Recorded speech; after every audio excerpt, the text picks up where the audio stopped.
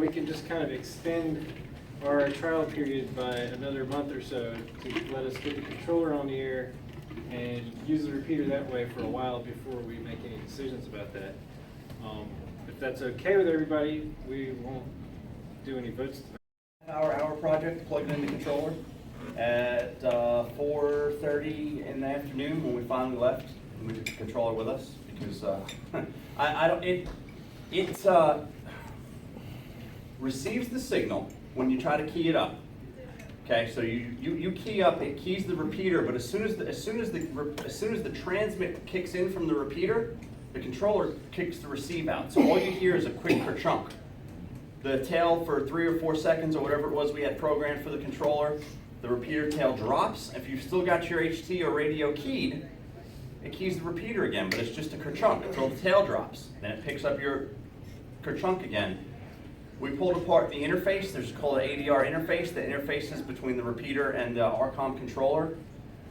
We pulled apart the interface and the connectors, the serial connectors on both ends, and we tested continuity all the way through to make sure that everything was good. Because initially when we hooked it up, we had a different issue with it, and it turns out that one of the wires, the solder had come off of the serial connector, and that was done by RCOM when they sent us the interface.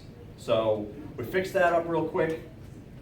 Then we had another issue. So we said, you know, not totally trusting RCOM at this point. Let's make sure every wire is going to every pin that it's supposed to, and there's continuity going through from everywhere.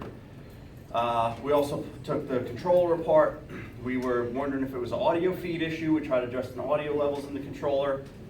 After 6 hours, we left just defeated, and Jesse has now been going back and forth with RCOM as they try to figure out what the problem could potentially be. And at last update, last time I spoke to Jesse, he really had no luck with RCOM. So we're kind of at a loss right now, and we're kind of at the mercy of RCOM's technicians to figure out what in the heck is going on.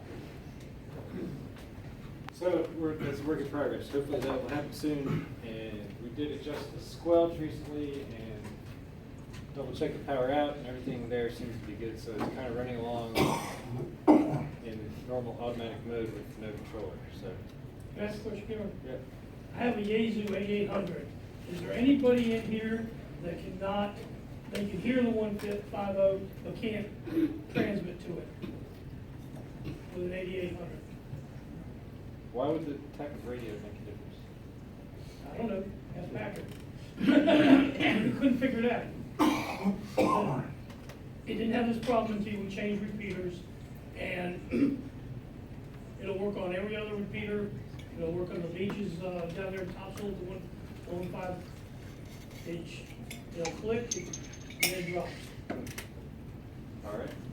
I don't know. I looked at his radio during field day, and we couldn't.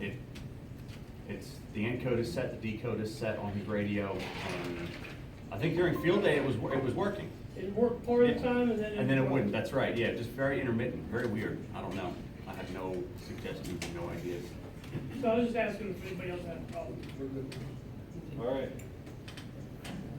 I guess I don't know anybody else, but all right. So that's the only business I really had was about the repeater. Are there any other questions or concerns about the 145.15 repeater? I have an answer for Steve. Steve, I'll say ID 880. Pretty good solution. Yeah. That's fine. How much? Just bring one. Scott, do you have anything? Nope, I don't got anything. I don't have next month lined up yet. You don't? All right. I don't. I'm well, not. we might have an idea. Okay. Greg, how about you? I don't have anything. Okay. No treasurer. How about finance?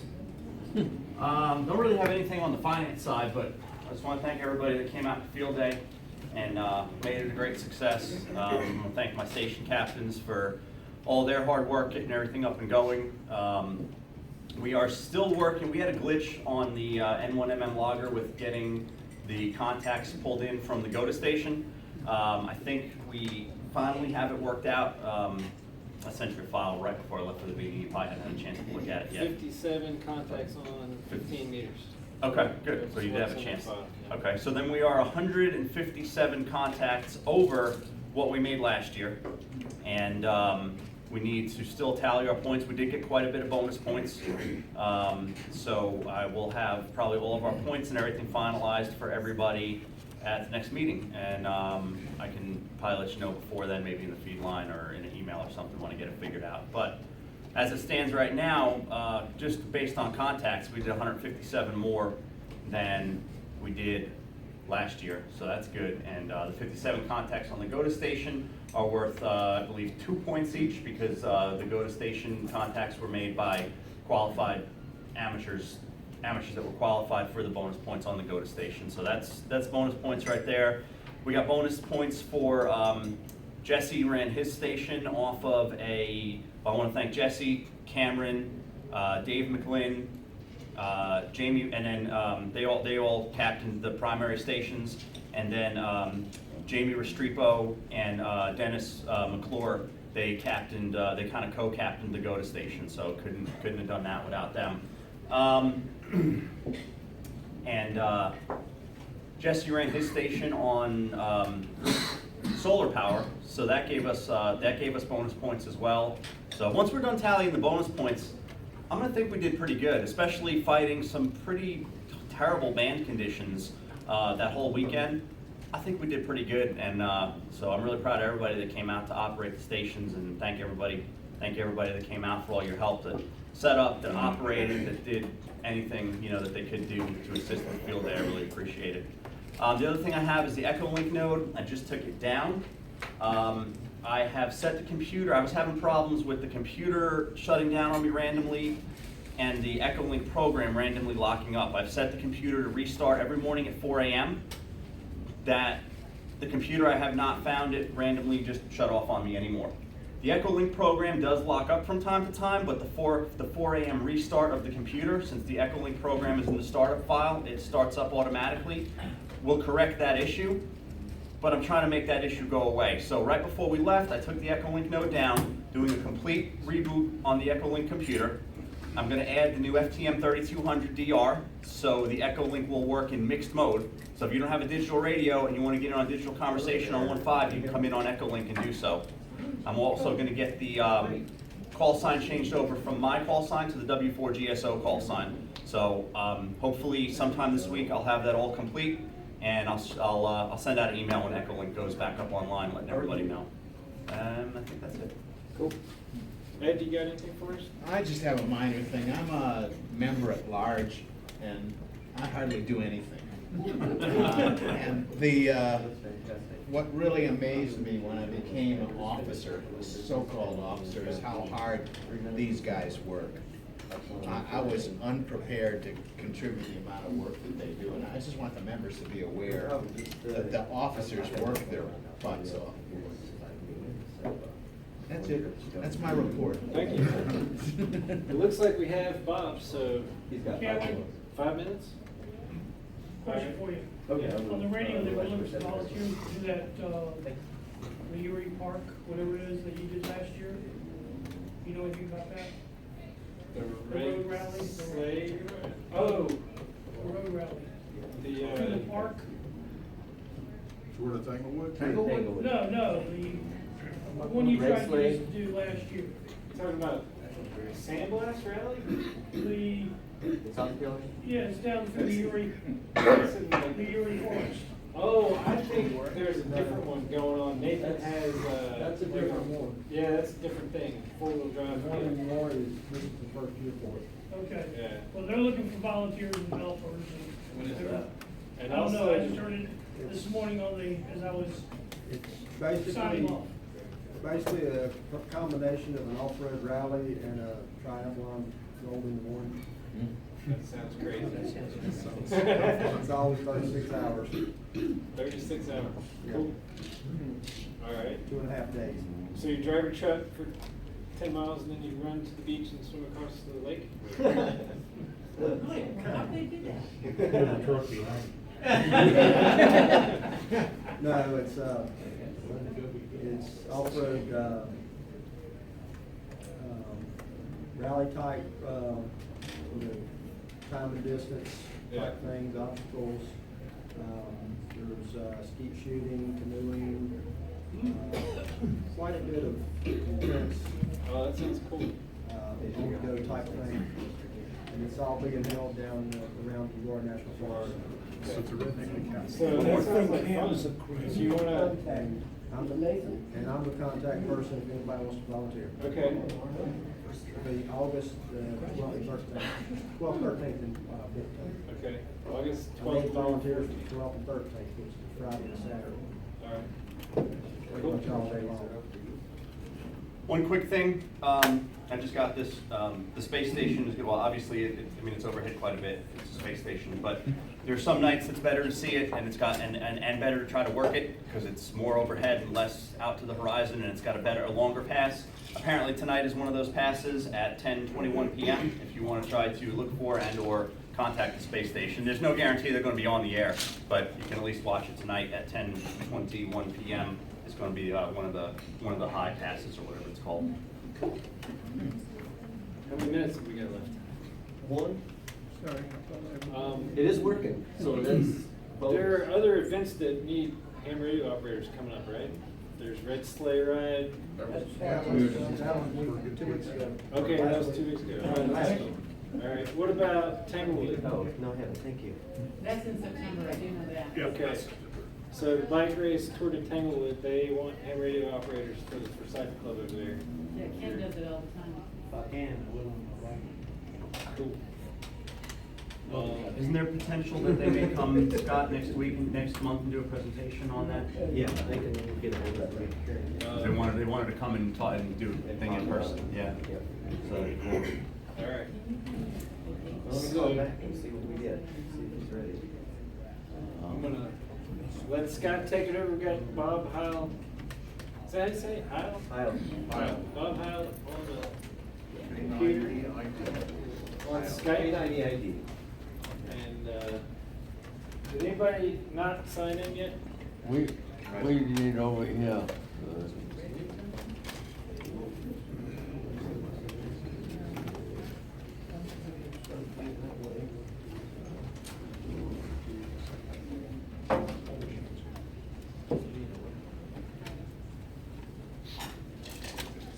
All right.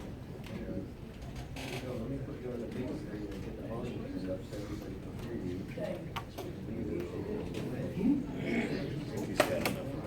Looks like Bob Hahn. Great. All right, now we have the volume turned up. Welcome. This is the Greensboro Amateur Radio Association. And thank you for joining us tonight. I'll just let you take it away. And I know at the end we'll have questions and answers and that kind of stuff, but I'll let you start out. Absolutely. Well, I'm always glad to be able to attend amateur radio meetings, but sometimes the cost gets prohibitive today to run around to all of them. But, Skype has really helped us a lot because we do 2 or 3 of these a week. Sometimes it gets really much fun, though. I love sharing this science. I love sharing the experience, and I don't think enough of this is done today, and I applaud you for having a club that keeps things going. So many clubs they're just boring and dull, and I really applaud you for keeping things going. What I'm going to do for you, I just have a little deal. I'm going to spend about 15 minutes, maybe a little more here. We'll see how it goes. I have no script. And we're going to go through a little bit of the history, my history as well as the company, because why I'm doing this is it's going to bring some enlightenment to you as to where we came from and how I got here. Because everything I do today is done because of amateur radio. I barely made it through high school, and I attended college for about half a semester, found out that was a joke. But I'll explain later, I had a very, very well-paying job at the same time, so I wanted to do something different. So let me get this other camera on. This is my first station. And can you see that okay? Yes. Oh. Yep, okay. This is Oh, my wait a first second. station. This is a Harvey Wells SX99. We're not seeing it, I'm sorry. I see And a picture. Let me do it again. There we go, Okay, on. now we got it, there we go. There we go. Perfect. Great.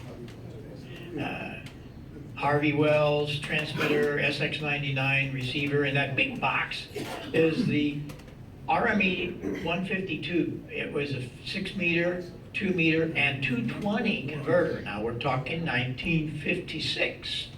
And it allowed me to take my technician license and get on 6 meter phone with that wonderful Harvey Wells. Well, I'm here to tell you that I became infatuated with VHF. I was a technician for 17 years. But the situation was that the band was open 24/7 practically. If any of you lived through that sunspot cycle, we all got spoiled. It was just a whole deal. But at the same time that was going on, I was barely just 14 years old. Something happened. I became the organist at the Fox Theater in St. Louis. This was a big deal for a 14, 15-year-old kid. That's a big Wurlitzer coming up out of the floor, and we would play for shows. I'd play 8 minutes, it'd have 3 hours of show, and then more Wurlitzer theater organ. I was very, very blessed to be able to do that. Why this is important to you and amateur radio and really all kinds of people is that. I took this picture, maybe 15 years ago, but we had to voice and tune them, that large Wurlitzer. It hadn't been played in 20 years.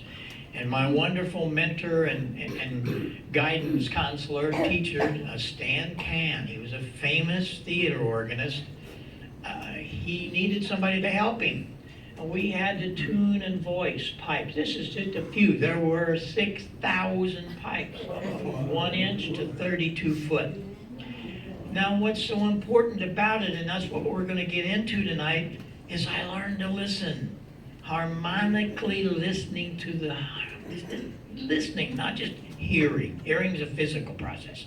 This was a situation of listening to the harmonics and making sure that that brass trumpet beside that brass trumpet had the same harmonic content. They had to sound, yeah, of course they're different tunes, different tuning, A, B, so on and so on.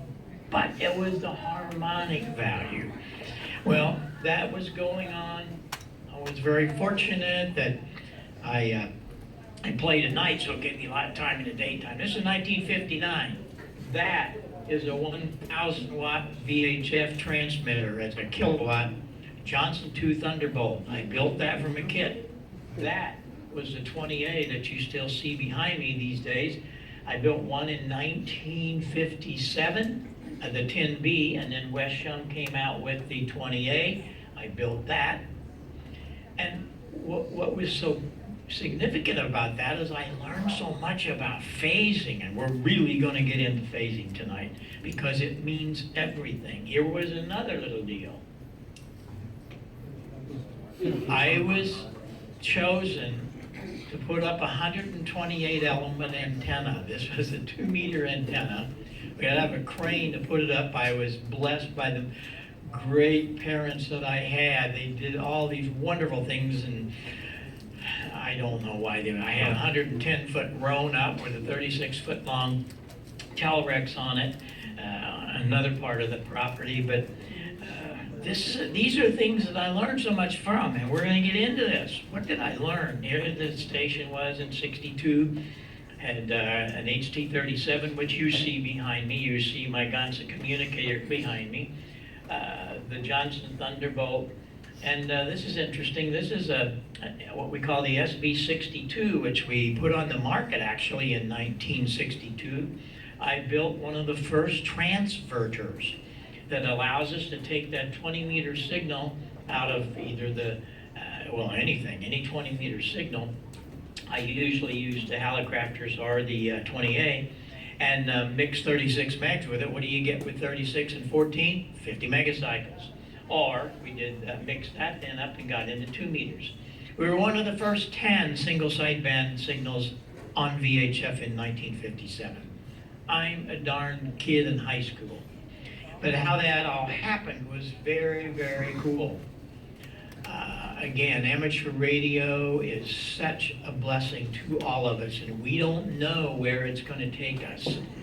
I got on the air shortly after. We're talking weeks after I got on AM on the Harvey Wells, which, by the way, you also see behind me. I still have a lot of those things. They mean so much to me. They were my college education and guided my careers, and I still use them.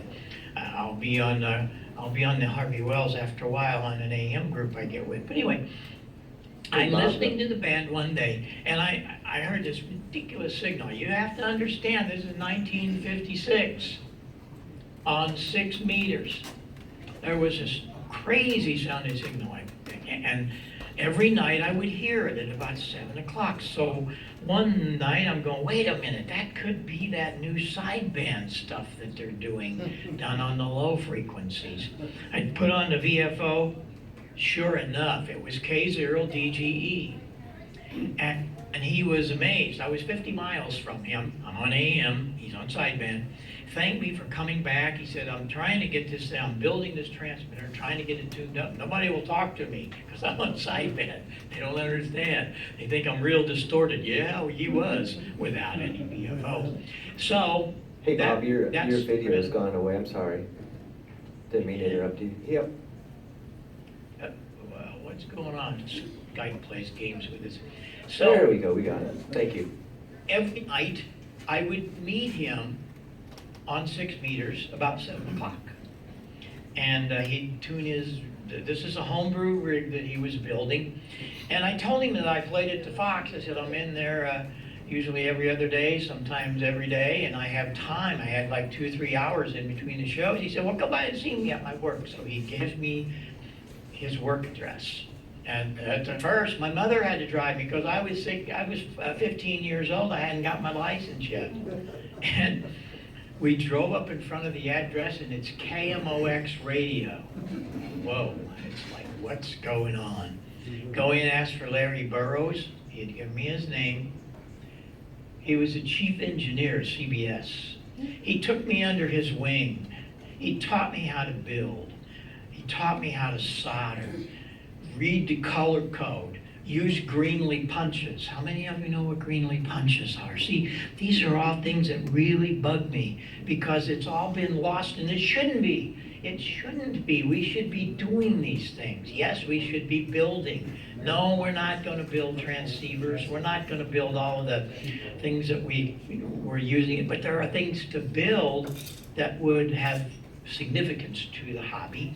But anyway, I learned so much. Couldn't do it today. My gosh, the unions wouldn't let a young kid come in. But I become a very good friend, hung around KMOX all my life. There's another part of that story.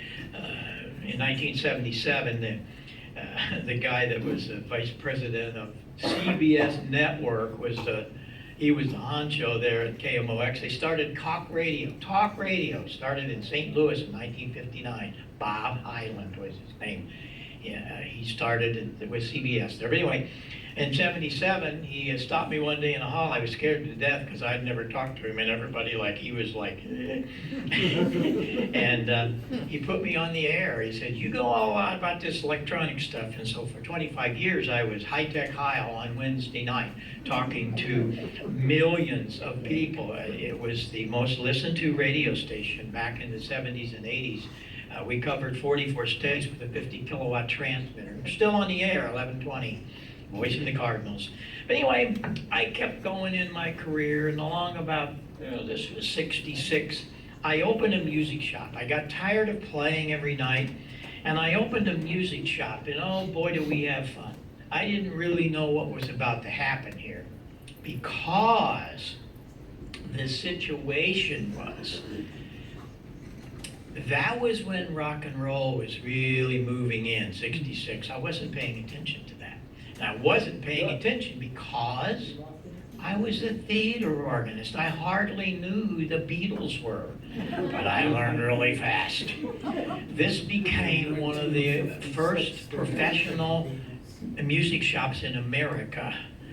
And it happened because shortly after I opened it, guys would bring things to me. They're amplifiers. Never will forget the first one I saw. It was a Fender. I thought, what's that? That's on the front of my car. And I said, that little Fender, what's wrong? Well, I knew what was wrong. He probably tried to go to 12 and only went to 10. So we started getting a huge reputation across the country that there was this guy that could fix things. How did I know how to fix things? Think about it. Ham radio.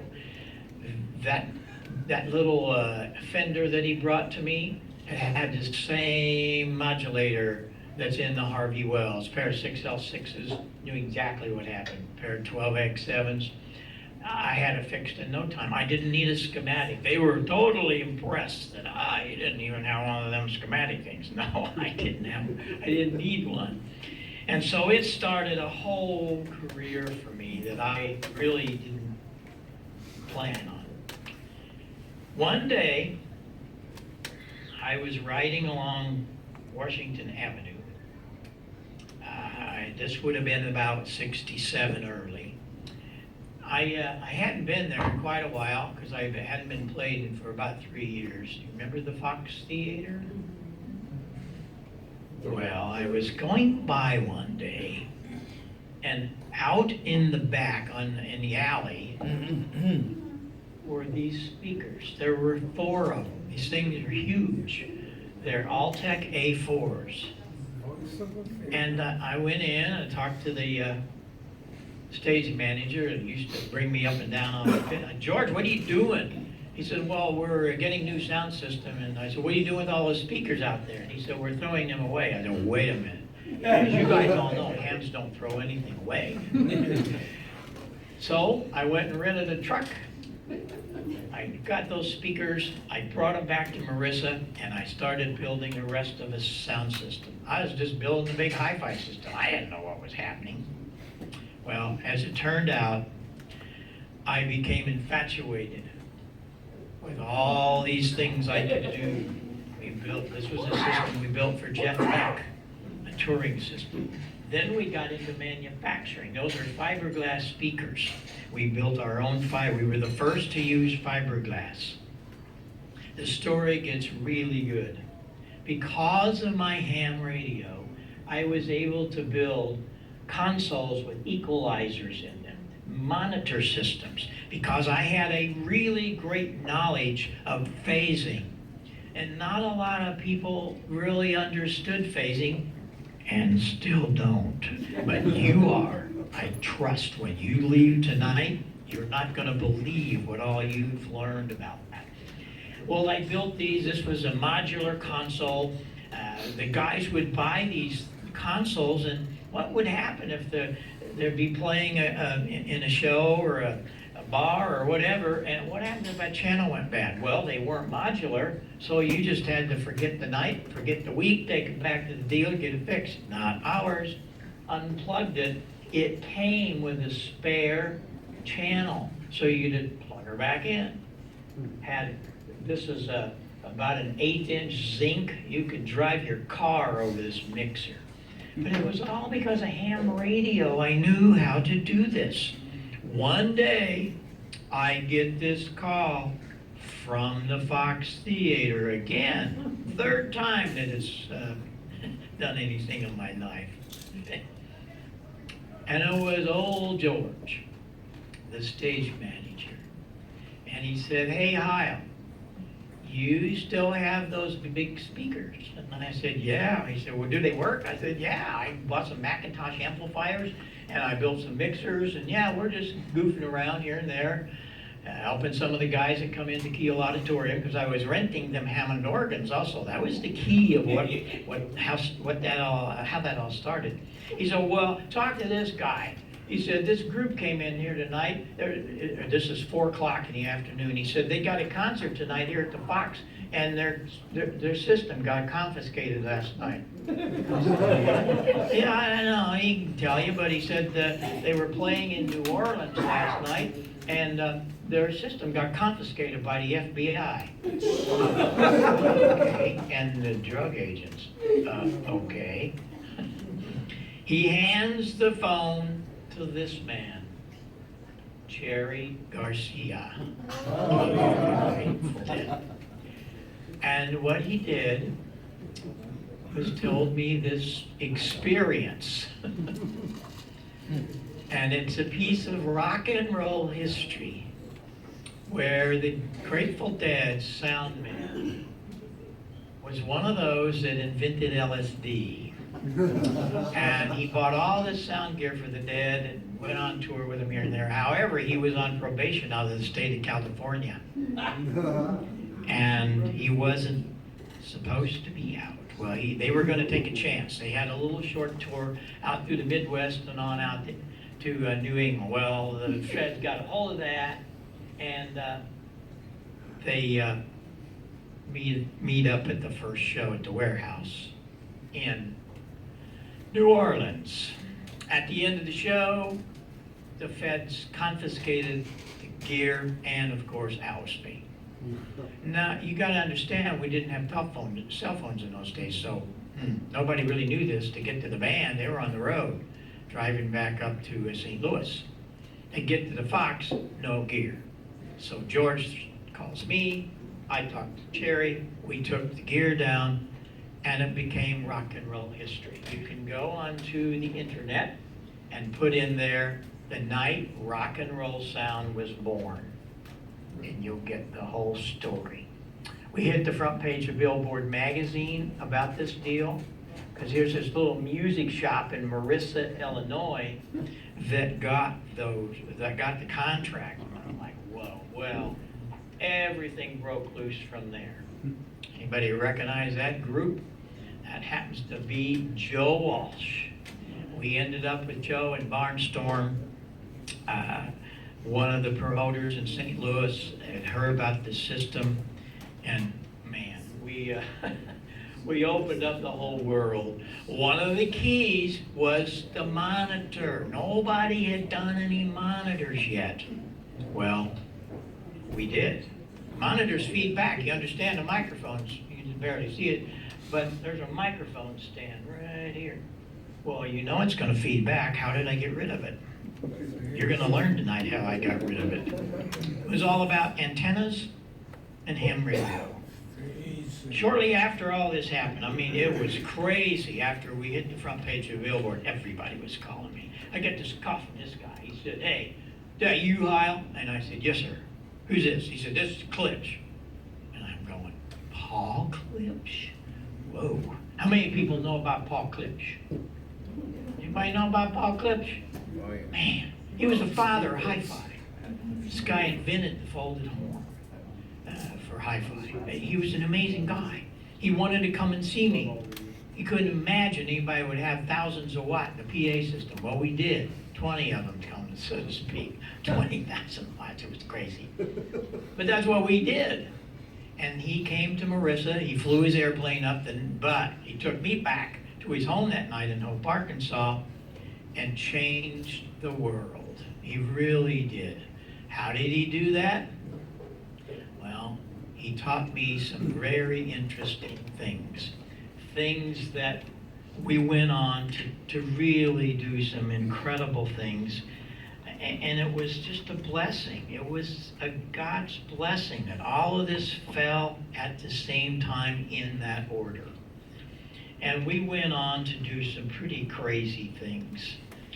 We had many, many bands of the era.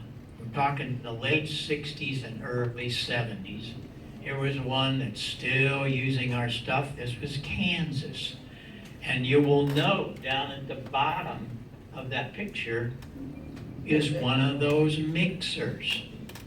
They came to Marissa one night mess. They said it was a snowy night in November. They drove from Topeka, Kansas to Marissa, Illinois, bought that mixer and some speakers and went back, these are their words, and recorded Dust in the Wind. One of the classic rock songs.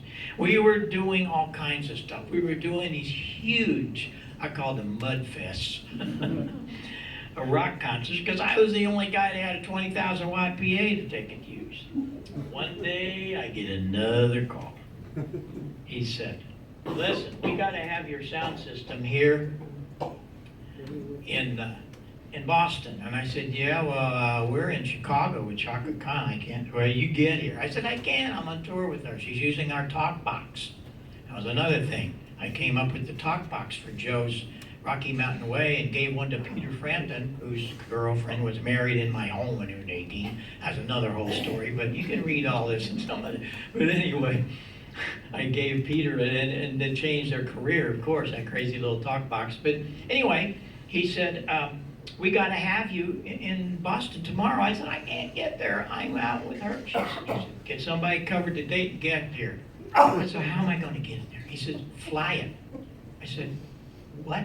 I can't do that. It's a 40-foot semi. He said, well, rent an airplane. So guess what? I did. I've never rented a 707 before. I said, who's paying for all this? Well, the Who, of course we are. I hardly knew who they were. I really did. I mean, it was like, what? Well, we went to Boston, and another piece of rock and roll history that night. We took one of our touring systems that I had built with Sun Musical Instrument. We were the largest dealer, and then I designed the sound system for them that we put on the market. We had that system on the road, flew it to Boston, and we were with the Who for, it was around 7 years. Did every concert they did, from Quadrophenia all the way out. And because we were the only guys to build a quad system. And see, we can be here all night talking about these, but we're not here to talk about that. But I want to give you some of that history, because it's all going to come back to you. Because it's all things that really harped upon what we really came up with. So what happened is I got really tired of the rock business, all these tours and stuff. It was okay. I mean, we had good times and all that. But it got really crazy when the punk rockers came in. Because all of my groups, Peter Townsend, Peter Frampton, Joe Walsh, Kansas, all of these wonderful people became friends. Jerry Garcia would come to Marissa and spend time hanging out in our store. But I just got tired when the punk rockers came in years later. They weren't like that. They were very demanding, they were very crude, and I didn't care for their personalities, and I said, see ya. Sold the system, just got up one morning and said, I'm not gonna do this anymore. Sold the system and left the business. I come back, I had sold the store a long time before that. I get back on amateur radio, and I'm going, what in the world happened to my wonderful Art Collins audio, my wonderful Drake, my wonderful Harvey Will? What happened to all that stuff? Well, I talked to these guys, and they were so muffled. Isn't it great? Boy, boy. Yeah, that's great, Junior Professor. Isn't that great? That's great, isn't it? Like a hatchet microphone is. No, it's not great. I can't understand you. Well, everybody said I sound great. No, you don't. No, you don't. And so I'm going, wait a minute, what in the world happened here? When I left, what went on here? Well, I started thinking about some things that Paul Klipsch taught me. Remember that guy? Because I was still in contact with him. And I started thinking about what really happened. What happened was the imports came in. And all of these great, great things of the masters, Art Collins, Bob Drake, all of these wonderful guys they all were gone. And in came single sideband. AM was still around, still is, but they were terrible sounding. I mean, terrible. And so what we did is I came up with a little box called the EQ200. Anybody have one of those or remember the EQ200? Really? It changed amateur radio for you. 1982. It was a little box. It looked something like that little guy right there. What is that little guy? That little guy is a 2-band equalizer. Remember that mixer that I built with the modular panel? That's it. I pulled the EQ out of it. And I wrote an article. I didn't know what was going to happen. I sent it to the league. I didn't know about this deal. They have a thing they call the cover award. And this article in 1982, QST, July, it was the lead article, front page, on page 11 in those days, right up the first article. And it absolutely changed amateur radio. Because what happened is everybody started thinking about equalization. Like, wow, you put that in front of my transmitter and it's really good. You know, you can understand you. Why is that? Like, what happened here? It was pretty simple. I just applied many of the things that Paul Klipsch had pointed me to, and many of the things that we don't hear about anymore, and it's so sad. In 1929, through about, it would have been through probably 40s, right before the war, there was a cool thing that happened with Bell Labs. First of all, Bell Labs, they did some incredible things. And a lot of people didn't realize that it was all the telephone company. And I'm trying to find a chart here for you. The telephone company put up 2 wires in New York back in the 20s. And they ran 2 wires out to California. And when they did that, they had a little relay station. Now think about this. This is pretty cool. Where all up and down America, every 50 miles, it kept the voltage up and it kept the frequency response up. But when they got it all hooked up, what did they hear out on the other end? That's it doesn't sound like you. Why? Everything was right. Everything was right.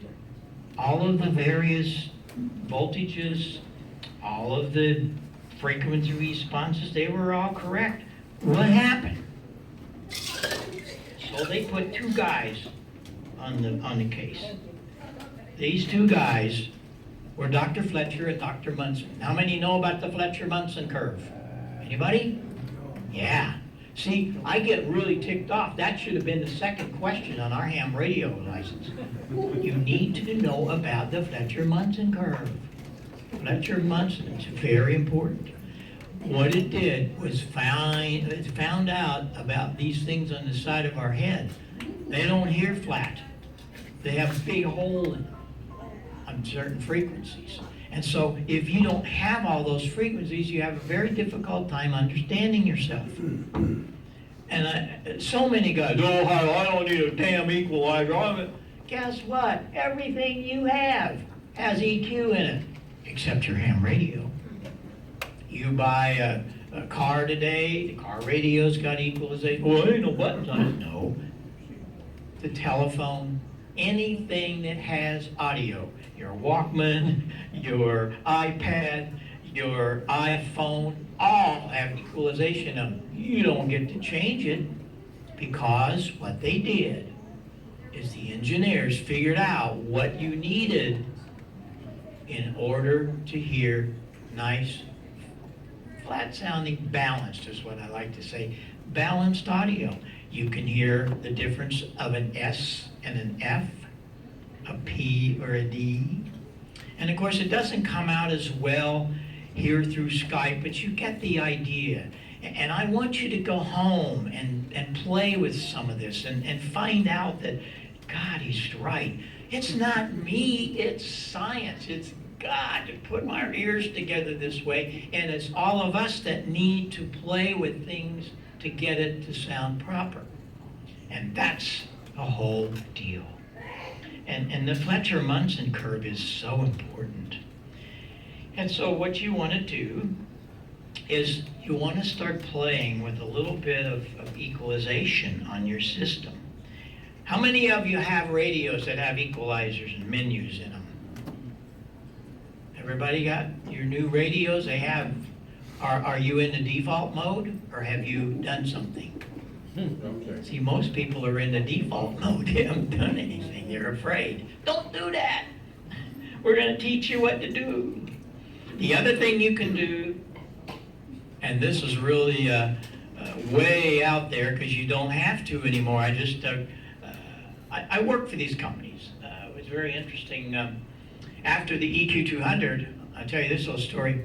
Along about, that was 82, 83, we started building them. We built tens of thousands of them. So there's a lot of them out there. I see them in Hamfest a lot.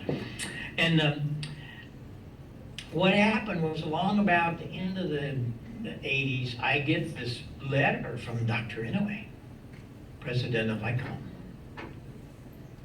And he had a picture of his station. Now this is ICOM Communications. Mr. Inouye, Inouye Communications. He had one of his ICOM radios, I think it was an IC 751 at that day. You know, those years, that was the big dog he had. And he had one of my EQ200s and a Gold Line microphone of mine.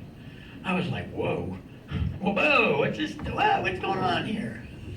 Well, what's going on is Dr. Inouye discovered what I had discovered. We needed equalization in transmitters. So we got to communicating, and not that his engineers couldn't, don't get me wrong, but here was a guy that's already done it, so let's see if he had any situations or problems or things he wanted to change. And if you have a Pro 1, a Pro 2, a Pro 3, or anything like a 77, 76, 7800, or the new 7300, those all have our little 2-band EQ in them. I'm very proud of that. I work closely with them. They do a new radio that comes in here for me to test, and I keep these. I got closets full of radios because it's really it's a laboratory. And then Dr. Hasegawa came to me, who owns Yaesu, and I want to do it better, so we did a parametric EQ for him. What's all this mean? Well, we took 30 minutes to get here. But now we're going to get our learning caps on, and we're going to talk about this. If you don't have equalization in your transmitter, there are two things you can do. Where most of the transmitters, it just needs the proper microphone. Yes, of course it's ours. Why? Because I paid a lot of attention in every one of them that I build to do things without EQ. Here's a great example. A lot of people think, oh, I've been sure we see so many of those. Well, I got news for you. It's not a very good microphone. All I'm doing is unplugging. I'm not touching any of the EQ, none of that. Here we go.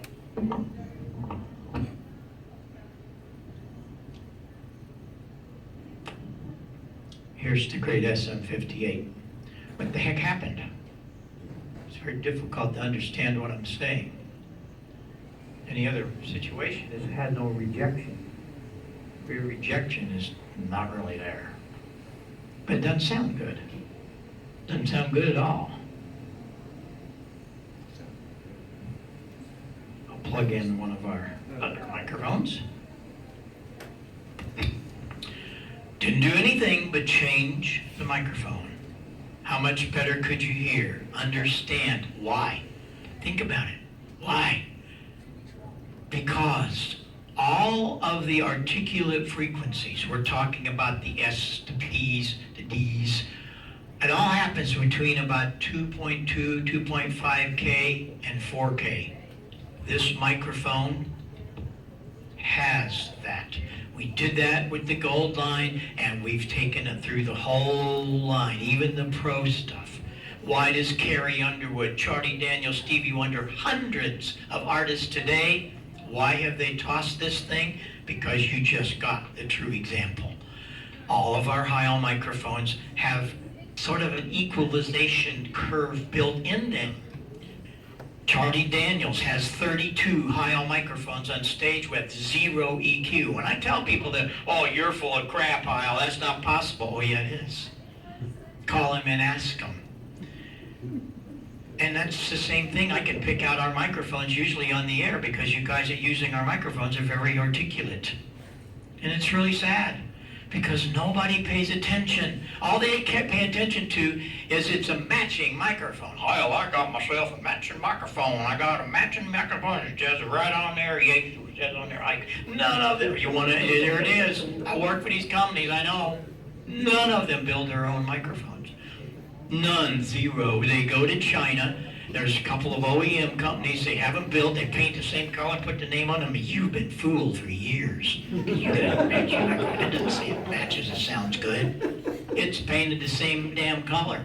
And if you don't believe me, go take a listen to it compared to microphones that are made for ham radio. Same thing with the speakers.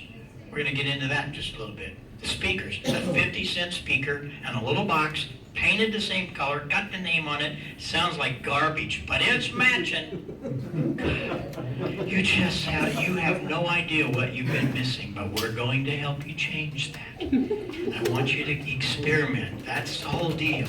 You're a ham. We get to do all this stuff. One of the things you can do is, a lot of guys are doing this, if you don't have equalization, you can get into some of this stuff. This is a little $45 mixer. Look at all the stuff it's got on it.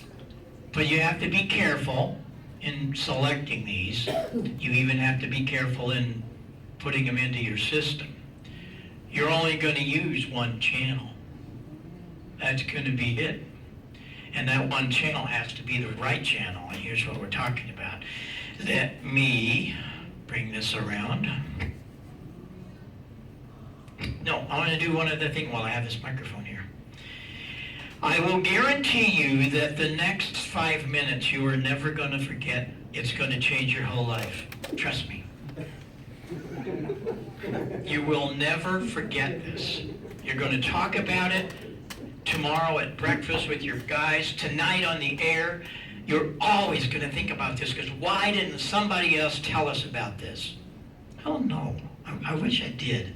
I wish I'd have learned all this when I was younger, but boy, I got to learn it from the masters, so I guess I can pass it on to you and everybody's happy. Okay, here's what happens. You remember I told you about phasing. It affects everything. Everything. How did Wes Shum, the founder of Central Electronics, that company, how did he in 1948, when he brought single sideband to amateur radio, figuring out that, wow, all these AM signals are real wide, we could get 2 conversations on one frequency. That was the golden thought. They could have some guy on the top side, upper sideband, and a guy on the lower. And you know you can do that? Not in today's world because everybody's so damn broad and they got their gain turned up so high and don't let me get into that. Anyway. So, how did he get rid of that? How did he get rid of the carrier? How does your notch filter work? How in the world do noise canceling microphones work? How many hours do we have? We could go through so many reasons that phasing affects. And I just saw an ad the other day from GMC. They have a new pickup truck. And it's got a phase cancellation system in it and cancels out the road noise. whoa. I was at a thing at Wes Shum's farm. God bless Wes. He died a couple years ago, but every year we go back, a whole bunch of us vintage boat anchor dudes, and oh man, we had a heck of a time this weekend. But anyway, had a couple of guys. I saw that and I thought about you, Heil, because you were not going to forget about what's to happen. Now, we're going to have a couple of things that's going to happen here that kind of little side notes. I have 2 microphones. Let me get these all lined up and get them all equalized properly to exactly the same. And there's this microphone and there's this microphone and they're the same. And another thing. If you had a 500 watt amplifier and you're not making it through, so you're going to go buy a kilowatt. Wow. Well, this is it, man. I want to get me one of them kilowatts. You've doubled your power, right? How many decibels are you going to gain? 3. If you double your power. How many? 3. 3. Yep.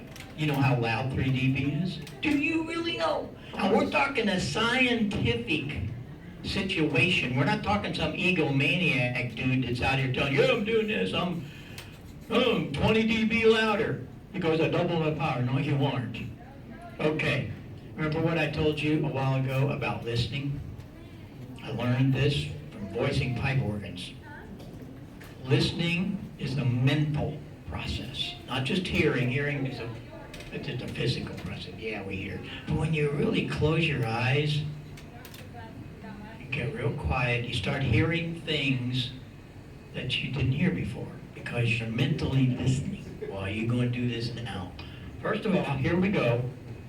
We're going to double our power. No, I'm not playing games. I get guys that they'll call me and say, "Hi, you're full of crap." Well, I guess we need to go upstairs and talk to God because it's science. We're dealing with science. It's not me, it's not you, it's science. And nobody's ever helped you. They've never taught it to you. I was taught by some of the greats, Larry Burroughs at KMOX, the wonderful, wonderful times I spent with Paul Klipsch. On and on, so many. Here we go. When I bring this microphone up to here, if you can see the meters, I should put the camera on it sometime. If I bring this up, we're going to have a 3 dB gain. 1, 2, 3. Wait a minute. Okay, I'm going to take it away. 1, 2, 3. Close your eyes. Let's do this again. Heil's playing games with us. On the count of 3, we're going to add. This could be thousands of dollars from your little 400 or 500 watt transmitter to a kilowatt. Here we go. 1, 2, 3. I'm going to take it away. Listen, really listen hard. 1, 2, 3. No, you didn't hear it because a human can't detect 3 dB. Maybe you could in some kind of an echo chamber that was absolutely acoustically designed and perfect. Maybe. Interesting. Keep that in mind because we're going to come back to it. I have this magic little plug. That's really what I didn't come here for this. I came here for this demo. I have this magic little plug. And this magic little plug plugs into here. And it plugs into here, and I have a microphone, and it works fine. Big deal, Heil. Now, you remember what I told you a while ago about phasing? I learned so much from Wes Shum, building the 10B, the 20A, and of course just in audio of all the things we did through the years. Phasing is really important. How many of you studied phasing? Probably 3 or 4. And see, that's the sick part. That should have been the third question. No, they're going to give us another crap. All of this political nonsense to be a ham. How about doing something that means something when we get on the air? We hear, I got phase dipoles. Do you really know what you have? Do you know how to do that? Did somebody teach you? Mostly they don't. They read an instruction book and that's it. Listen what happens. Pay attention. I told you you're not going to forget this ever. You're not going to forget what's about to happen. When I bring this other microphone up, either one, this one is out of phase. So what's going to end up? We're going to have two signals out of phase. What happens? They cancel. They're out of phase. They're gone. Whoa! Now, if we got 4 or 5 hours, you can talk about my favorite subject, other than my sweet wife, Sarah, who owns Heil Sound these days. Think about it. That's how Wes Shum got rid of the carrier. That's how he got rid of the other sideband. That's how your notch filter works. That's how all of this stuff works. That's how your Yagi works. When Dr. Yagi built a Yagi. You guys have Yagis? I'm sure some of you do. How's it work? Well, it's real simple how it works. He had a director, and a driven element, and a reflector. And he figured out mathematically that if he put a director in front of the driven element, he could get some gain. He put another one, he could get 6 or 8 dB. And as he went out on the boom, he could get more and more gain. But if he figured out the length and the spacing of the reflector, he could get 20 dB down,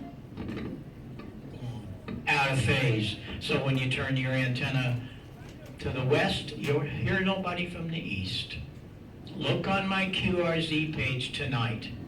It's a real textbook, not very long, but my phased array is there. Now, when I say that, people go, oh my God, it costs a fortune. No, it cost me a 43-foot piece of coax. Is that expensive? Like the old drunk said, I spill more than that. That is what it takes to have a phased pair of dipoles in 75, and I'm getting 15 to 20 decibel front to back. Think about it. Where in the world could you get 15 dB on 75 meters? You can do it. It's 2 coaxial dipoles, spaced right and at the right height. And that phasing line, I just switch it in and out. It's really simple. Why doesn't everybody do it? Because nobody's talking about it. They're talking about all this other crap of what we need to know. I don't care what happens at their Newington. I don't care about all that nonsense. Teach us something.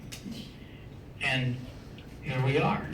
You know, we talked about the mixer. Let me show you what happens there. This is pretty cool.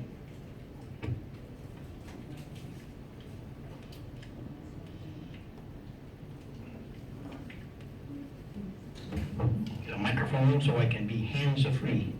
We were the guys, if you didn't pay attention, that brought the booms, which we used in broadcast and all that for years and years. We brought it to ham radio. Why? Because I'm always doing something. If you ever talk to me on the air, I got a soldering iron on my hand or I'm doing something else. Always doing something. Now, here's a mixer that, this is the mixer I'm using. It's what all of our hosts on Ham Nation use. The reason we use it is because it has, we only use one channel. It has parametric mids. It has a high, a mid, and a low. Now, here's the situation though. If you had a mixer, and this one has a channel like that only has bass and treble, you are out of luck. Why? Because the engineers, when they designed this, set that filter at somewhere around 10 to 12,000 and the bass at 80 hertz. Well, the bass is okay, but you're not going to get anything where you really need it in the mids. Now, you can buy another type of mixer. This one has one of those too that has 3-band. Bass, mid, treble. The bass is at 80. The mid's around 2.5K and the top at about 10K or so. Well, you're probably never going to use this. It's always going to be the mid and the bass. And away you go. Why did that happen? Well, it is on a graph, and it is so easy to see this. They set that filter, yes, it can go plus, can increase, sometimes 15 dB, or you can notch 15 dB, but it's at 80 hertz. Now, keep in mind, your transmitter is only transmitting right here. What's this guy doing? He's doing nothing. So a little 2-band EQ ain't gonna do you much. Now, the 2-band EQ that we built years ago, it was at 80 and 2.5, perfect. But in today, when you go in to buy one of these mixers for music or stuff, you're out of luck. What you will find is this guy, so that you have in that band passage you're transmitting, you've got the 2.5 and 80. But if you look real close, you can find a mixer that's got a variable mid, and that's this guy. Check it out. The mids have 2 controls. I'm not sure if you can see all this, but you can vary that from about 400 cycles up to about 4K. It's just like a radio receiver. You tell that where you want it. I usually like to put it at around 2.5K. And now we got plus or minus of that filter. Parametric mids. You can change the parameters of that filter. Be nice to have these. Yeah, you find a mixer, you're going to have 9 controls. That's what's in the Yaesu.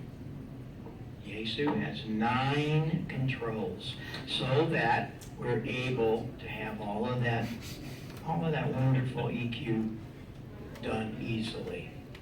And how does that EQ work? How does it notch? Phase. It's out of phase when we notch it. Or then they have amplifiers and stuff in the EQ section that puts it in phase together, and we can get all that filter amplified at that frequency. I am one that thinks you shouldn't look for an outboard mixer unless you have some older piece of gear or your radio does not have.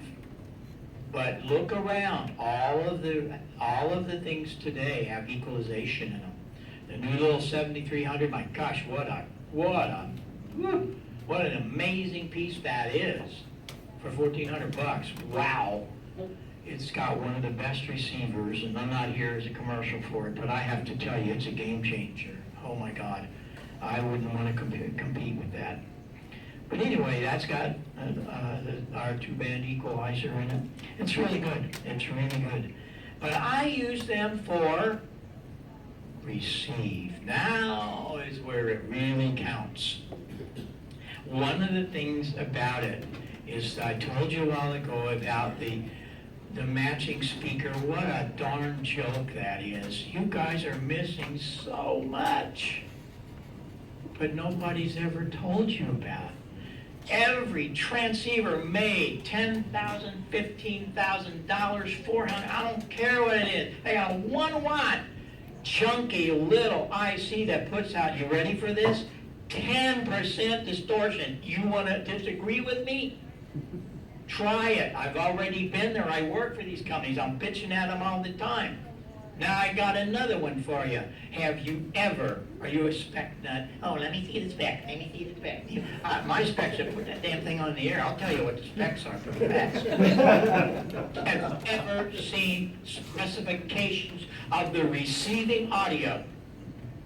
No, you haven't. You know why? Because they're all very embarrassed by this 10% distortion. My gosh, that's amazing. But you put up with it. Let me tell you what you're missing. Let me grab the speaker. I didn't bring it up. I got it around the back. Hang on. Get this little puppy.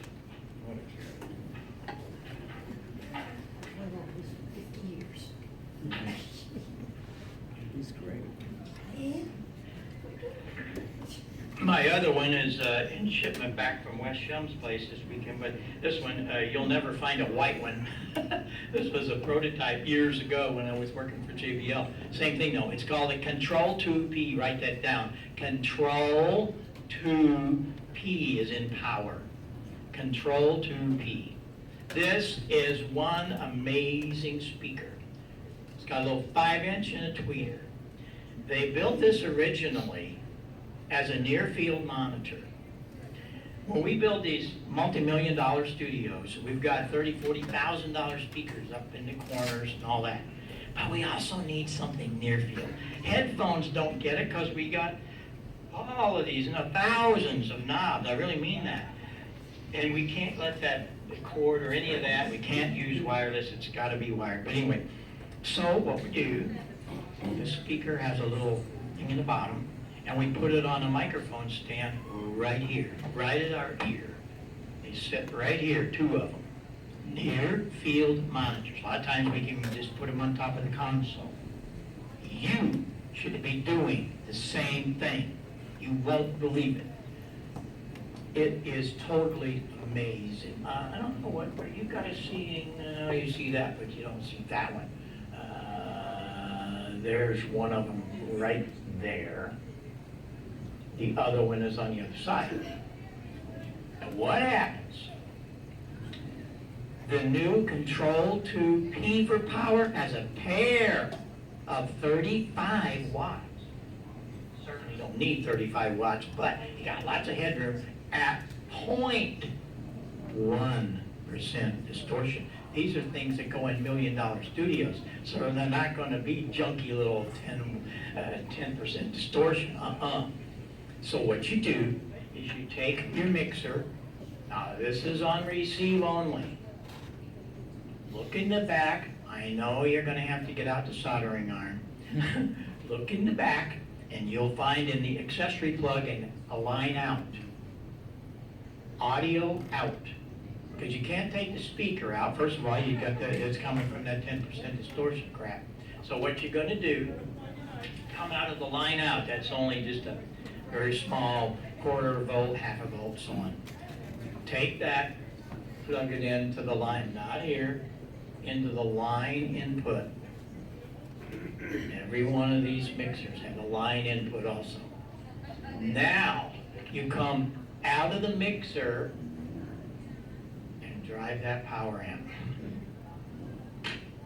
You're going to send me an email and you're going to tell me, oh my God, why didn't I know about this before?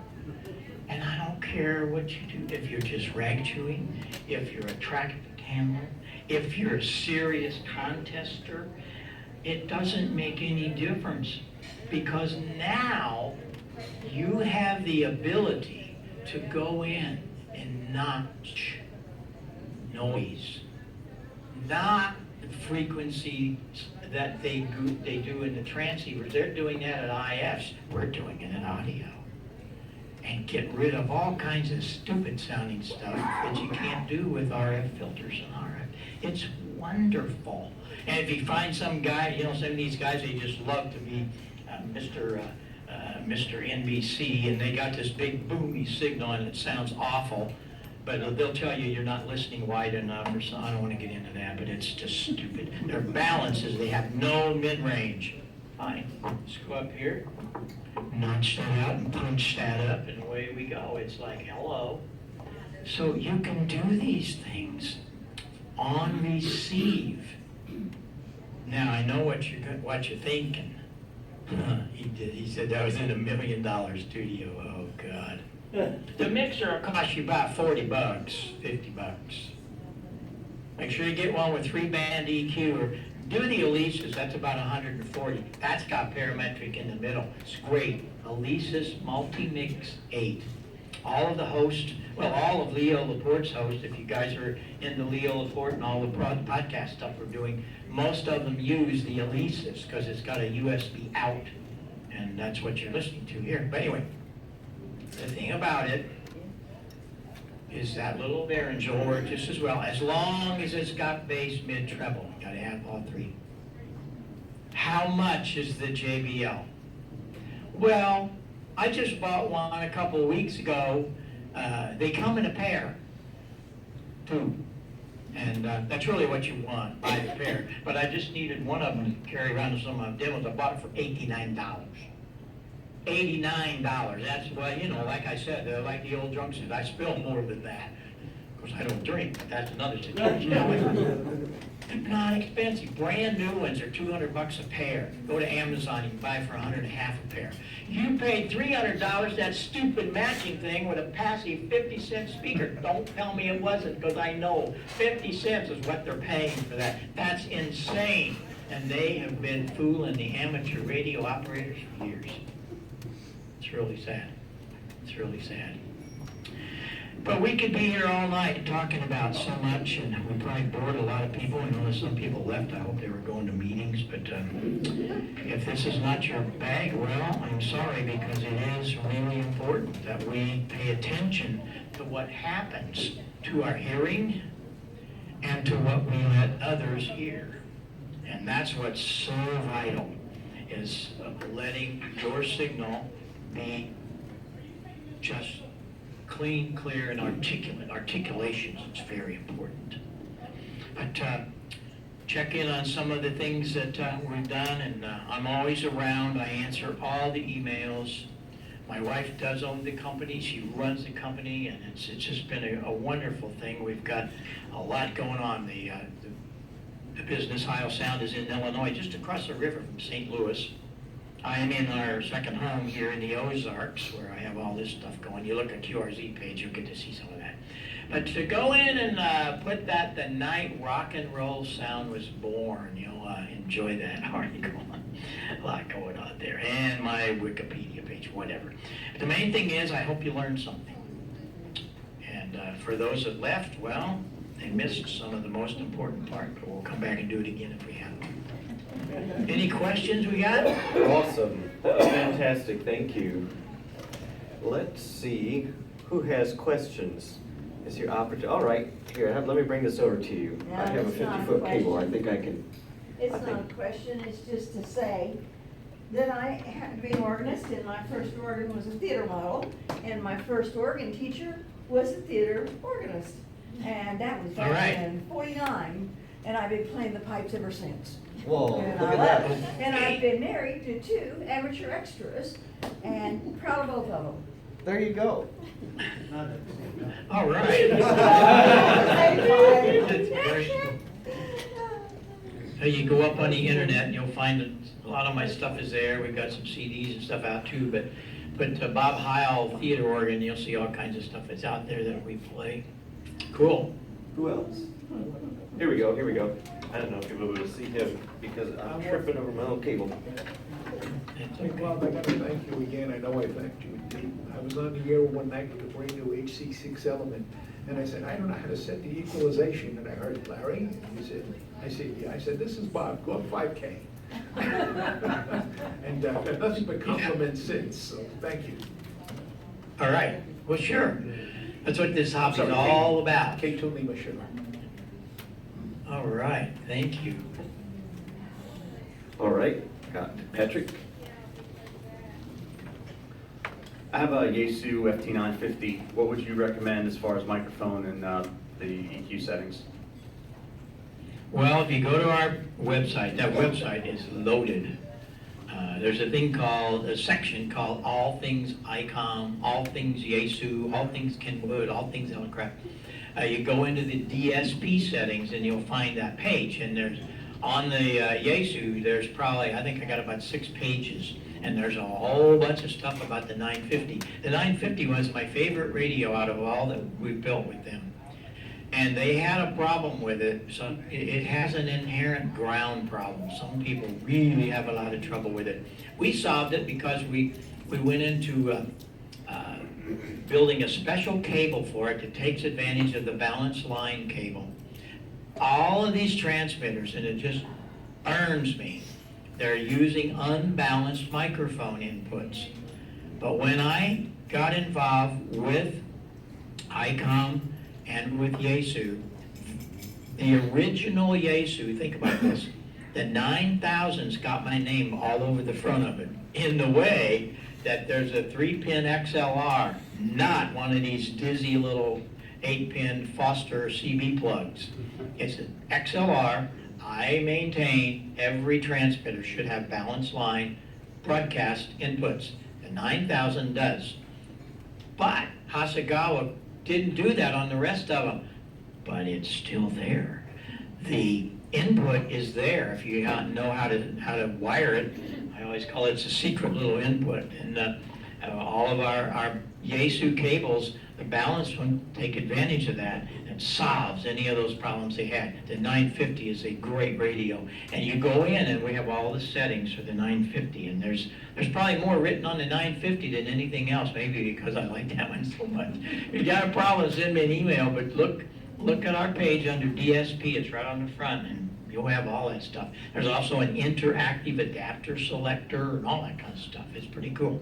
Excellent. What microphone would you recommend? Oh, no question, I would use what I'm talking in, the PR781. I don't care who you are, I don't care how much money you got, this is an amazing microphone. Check this out, check this out. I didn't do this, I should have.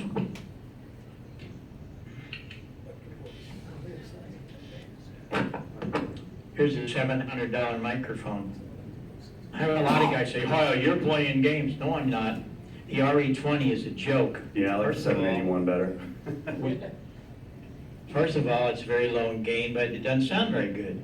And it doesn't have very good rear rejection. Well, what the hell is the $700 for?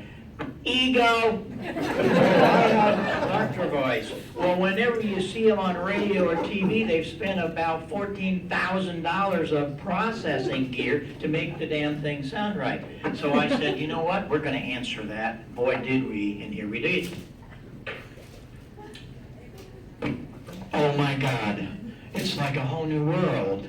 The PR40, that's the same microphone, only I roll off the low end an octave. We don't need quite all this big low end in it for ham radio, but it's the same articulate top. Here's something I didn't show you, and I should have. Remember the phasing trick? Yeah. Joe Walsh and I really got into doing something. He said, you guys build me a microphone. Remember I began telling you that? Man, you turn that around, I didn't hear anything. So, put that in my microphone.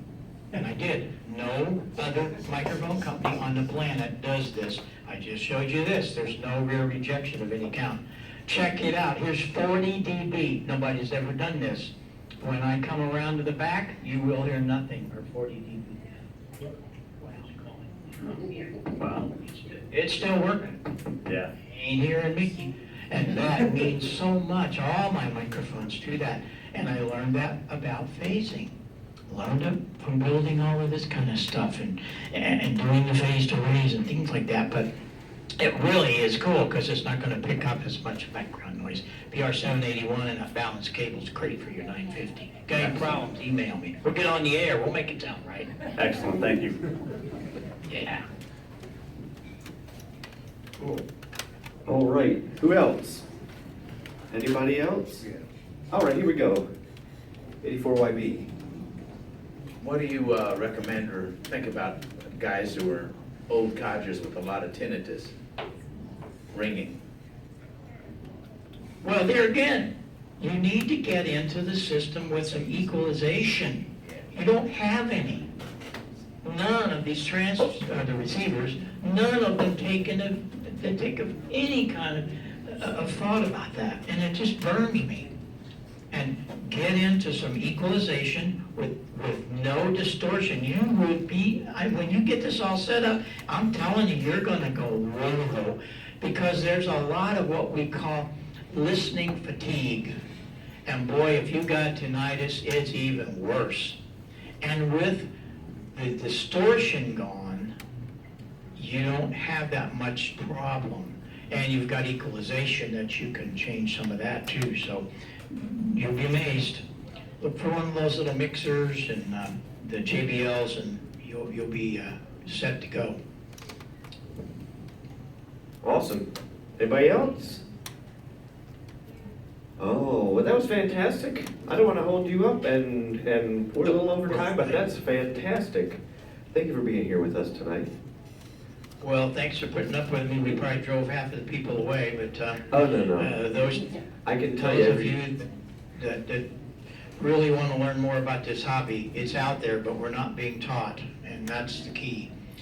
thanks for being there. We'll do it again. There's always lots of subjects to cover, so we'll talk again real soon. Thank you so much, everybody. We'll see you on the other side of the screen on Ham Nation. Be sure you're watching Ham Nation. Well, I can't express my appreciation enough. I know that everybody here really enjoyed it, and we appreciate everything that you do for the hobby, everything you do on Ham Nation. Love to watch you every Wednesday night, and take care of yourself, and thanks again.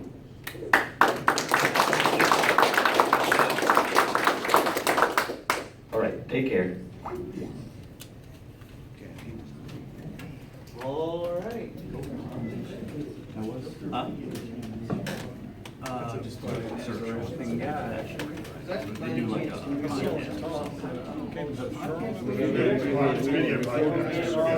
It'll probably go. Yeah, it was live streamed, so it'll be out there. Anybody want to motion to adjourn? Motion. All right, we passed that one.